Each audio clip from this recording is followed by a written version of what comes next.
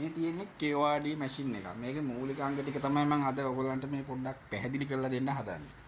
මේකේ ප්‍රධාන එක මේ මෝටරේ. මේ තියෙන්නේ මෝටරේ. අපි කොලයක් මොකක් කරේ මුද්‍රණය කරන කඩදාසි ටික පටවන්නේ මෙතනට.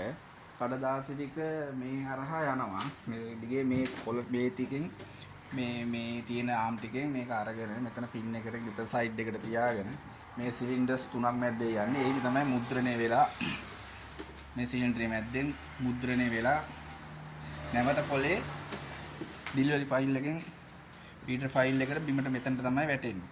දැන් අපි අද මුද්‍රණය කරන්න මේ ලෑස්ති කරලා තියෙන්නේ බණ පොතක්. මේක බණ බලන එක පින් එක තියෙනවා, මීටර්ස් එක තියෙනවා, ස්විම් ආම් තියෙනවා. ප්‍රධාන තීරිය තීන්ත සහ වතුර මික්ස් නොවීම. මේ ජර්මනියේ නිෂ්පාදක කළ හයිඩල්බර්ග් වර්ගයේ කෝඩ් KORD මැෂින් එකක්. මේ උඩට පේන ඇති කෝඩ් එක.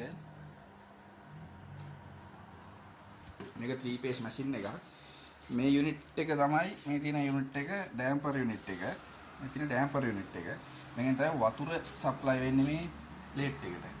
එතකොට මේ තියෙන්නේ තීන්ත යුනිට් එක. තීන්ත යුනිට් එකෙන් තමයි මේකට ඉන්ක් එක සප්ලයි කරන්නේ. මේ කොළ පාට තියෙන මේ අකුරු වල තීන්ත බැඳෙන විට මේ සුදු පාට ඉමේජ් එකේ වතුර බැඳෙනවා. මේ තියරි හරහා තමයි මේක මුද්‍රණයක් සඳහා ලෑස්ති වෙන්නේ. මේකේ තියෙන print එක ප්‍රෙෂර් එකක් එක්ක මේ බ්ලැන්කට් එකේ සිලින්ඩරේට වදිනවා.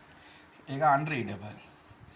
මේක අතරින් කොලේ යද්දි readable වෙලා කොලේට මුද්‍රණය වෙනවා. මේක සරල ක්‍රියාවලියක් නෙමෙයි. තා පැරණි ක්‍රියාවලියක්. යම්කිසි කාලයක් යනවා මේක අවබෝධ කරගන්න සරලව තමයි ඔයගොල්ලන් මේ පොඩ්ඩක් පැහැදිලි කළේ. අපි තව වීඩියෝ වලින් පියවරෙන් පියවරට අපි මේක ඔබට පැහැදිලි කරලා කියලා දෙන්නම්. මේක මුද්‍රණය මම ලෑස්ති කරනවා දැන් මැෂින් එක. ලෑස්ති කරලා ඔයගොල්ලන්ට පෙන්වන්නම් මුද්‍රණය වෙන අයුරු ඊළඟ වීඩියෝ එකේ. ස්තුතියි.